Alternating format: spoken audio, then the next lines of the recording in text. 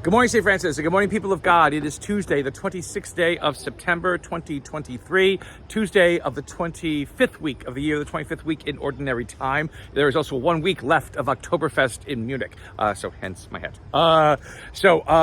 Let's see, back in Raleigh again, coming by the trailer system that we have here at the Franciscan School that is kind of making our makeshift classrooms and things like that, because again, we always keep exploding left and right with students. On this last Tuesday of September, of the 25th week of the year, we continue with the book of Ezra. Again, the return of the exiles in Babylon. Once Babylon has been conquered by Persia, back to Israel again. And so we hear the completion of the decree that King Darius, who was king of the Persians, who conquered the Babylonians, says, allowing the Israelites to return to Israel, to be able to worship their God and to rebuild their temple. It continues then with the rebuilding of the temple itself, and the encouragement of the prophets Haggai and somebody else, I forget who it was, but the encouragement to do this and how God is favoring it and how God has delivered the people, again, from exile. And again, they were placed into exile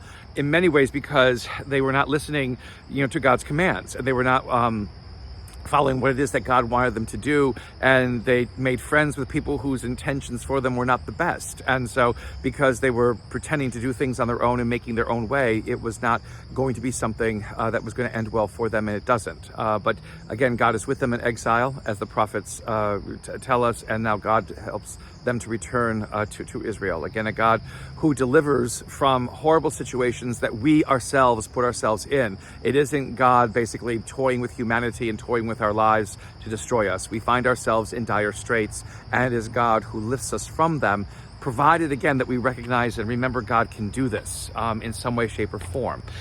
It's always remember that those who were exiled, do not all come back, because they died, and a generation kind of died in exile before those who were the descendants were able to return. So it isn't, a God who basically just resets the clock, but it's a God who takes the situation that is and betters it, for the future. So the dedication happens, and everything is put back in place. And again, Israel reestablishes itself, again, as a people of God after this time apart. In Israel itself begins to flourish once again. In the gospel, we have, again, an interesting encounter in Luke's gospel where Mary and Jesus' brothers, and again, we try to explain this away because Mary, again, has to not have any children except for Jesus for some strange, odd reason. It doesn't make any sense. But again, brothers are not cousins. Brothers are brothers. And so stop trying to explain it away with some kind of ridiculousness. Mary and Joseph could have had more than one child, and they probably did. And so the family comes, Jesus' brothers and his mother come because they want to see him. And they're outside of a place where Jesus is preaching or whatever it is, because they can't get in. And so it's always this kind of thing, if your mother shows up and you're the Son of God, certainly she would have the front row in the front place, and she doesn't. And so that's the first hint that something else is going on, that again, she's not seated right in front of Jesus in the front row with the rest of the family.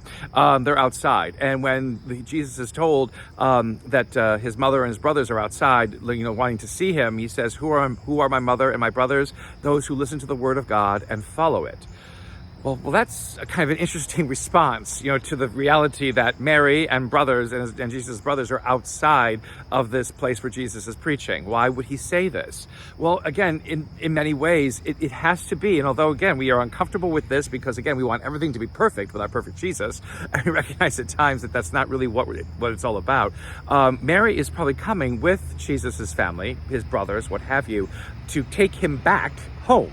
Because he is a carpenter. He is not a preacher. He is not a miracle worker. He is her son, and he needs to be back home where he belongs. There's really no other way to sort of explain this. Mary is still trying to figure out what all of this means. All she is told is that she will bear the Son of God. She is not given a blueprint for what this means or how to follow this or what's going to follow and ensue after his birth and what have you. These things are happening one after the other, and Mary is trying to cope and reason with them. And in some ways, again, the way that she's thinking is best is to keep him, sequestered, is to keep him back home, again, where he belongs, doing just simple tasks. But again, that is not Jesus's job. And Mary has to learn that as well as everyone else. If we think that Mary is all-knowing and knows how this is going to act out, then Mary is not human. And we got to recognize the fact that she is human, and that's what gives glory to our humanity, and the fact that God can use one of us, to basically come into this world and become one like us. And so this whole sense in which, again, Jesus is not being cruel and rude, to his mother, and being insensitive by saying, those who follow the word of God, and keep it, or listen and keep it, those are my mother and my brothers and everybody else. He's basically reminding, Mary, that now is this change happening, this shift away from, what was expected of Jesus into what God expects of Jesus to become, the one who helps us recognize the more about ourselves, this creation in which we live, and the wonder and glory of God's presence around us. A blessed day, St. Francis and people of God. May the Lord give you his peace.